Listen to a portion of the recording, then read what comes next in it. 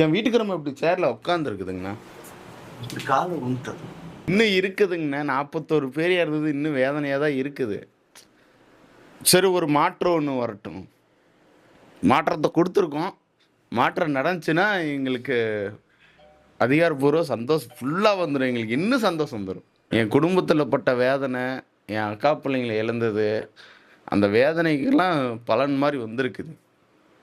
கண்டிப்பா மீண்டும் நல்லாட்சி குடுத்தாருன்னா, கண்டிப்பா மீண்டும் உட்கார வைப்பேன். எனக்கெல்லாம் ஒண்ணும் இல்லைங்கண்ணா. எனக்கு உண்டான நான் நிதியுதவியெல்லாம் குடுத்துட்டாங்கண்ணா.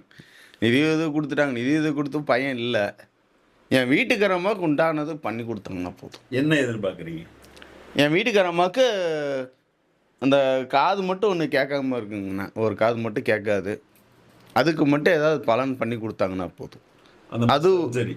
சர்ஜரி மாரி ஏதாவது பண்ணி அது காது கேட்குற மாரி பண்ணி குடுத்தாங்கன்னா போதும். என் வீட்டுக்காரம்மா இப்படி சேர்ல உட்காந்துருக்குதுங்கண்ணா. முக்குங்க. இப்படி உட்காந்துருக்குதுங்கண்ணா. இப்படி கால உழுந்தது. கால்ல விழுந்துட்டாரு. தொட்டுக்கும் போறாரு. நான் பண்ணதுக்கு நான் கரூருக்கு வந்திருக்கணுமா, எனக்கு பர்மிஷன் கிடைக்காம போயிடுச்சு. கரூருக்கு நான் கூடிய சீக்கிரம் வருவேன்.